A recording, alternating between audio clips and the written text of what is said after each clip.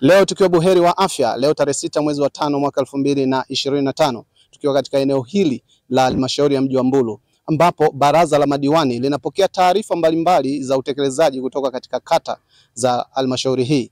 Na siku ya leo baraza hili linaongozwa na makamu mwenyekiti wa halmashauri ndugu Alexander Tango. Mmeshauri kwamba sasa taarifa hii boreshwe. Kuna shule zingine zimesahaulika mwenyekiti, kama hii ya sekondari ya Bunyoda. Haina bwalo, haina hostel. Kulileta hili swala nataka tufahamu, tunapokiuka kwa kutokuwapa wazee vitambulisho ni kama tunakiuka katiba yetu ya Jamhuri ya Muungano wa Tanzania, kwa sababu mimi natambua. Lakini sio hivyo tu, tuna sera mbalimbali ambazo zimetambua wazee.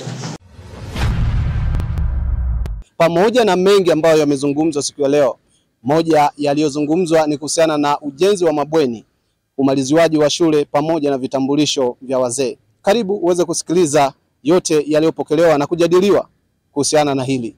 Hostel ya sekondari ya Bunyoda na Bwale.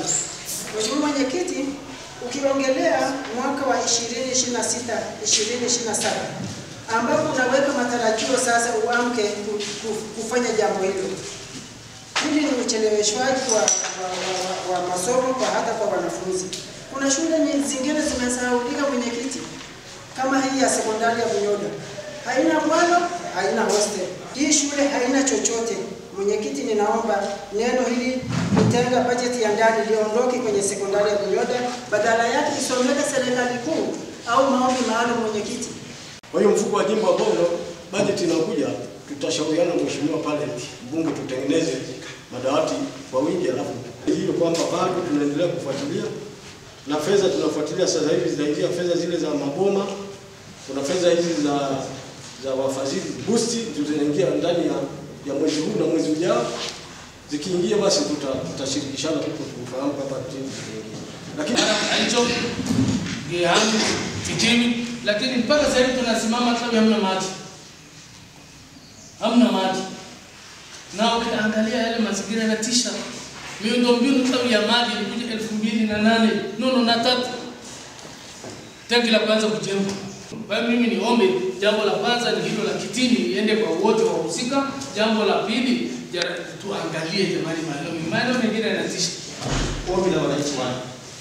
Kingine mheshimiwa mwenyekiti, niombe nilienda Uwasa, unajua maji ya Mbulu sasa hivi inatoka kwenye kata yangu.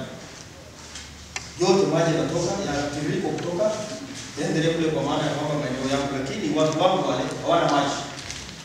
Pale kisima kimechimbwa, ujenzi wa ile tawa ya kuwekea tenki unaendelea na hivi karibuni itakamilika na huduma maji itatolewa pale. Lakini kata ya Daudi tuna mradi kwa kijiji cha Kidamba. Kijiji cha Kidamba, fedha iliyopatikana iliyotekwa katika bajeti ile ni milioni 130 kitu, ambayo haiwezi kutosheleza kukamilisha huduma ya maji pale.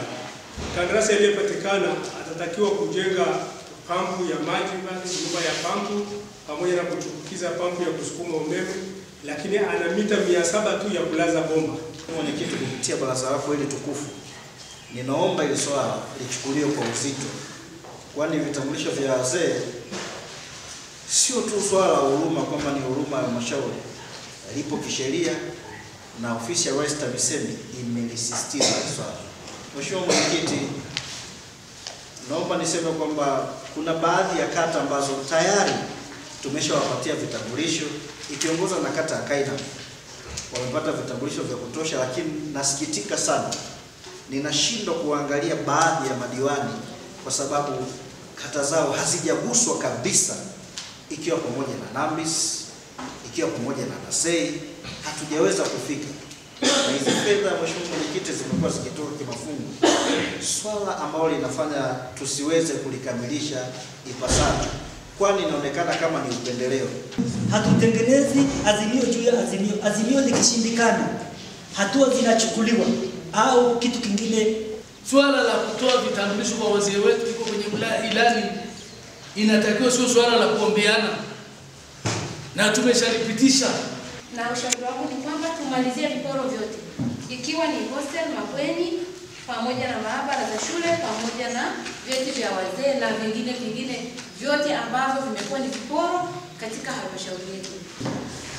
Kwa hiyo kabla mifumo haijafunga, fedha hizi zipatikane, vitambulisho vya wazee vitolewe.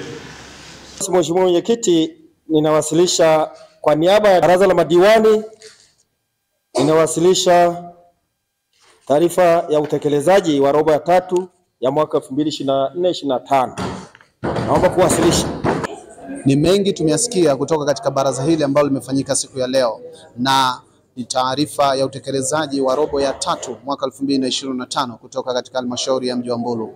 Hii ni Come TV Tanzania. Usisahau kusubscribe, kulike, kushare pamoja na kucomment. Langu jina ni Mr. Kam wa Come TV Tanzania.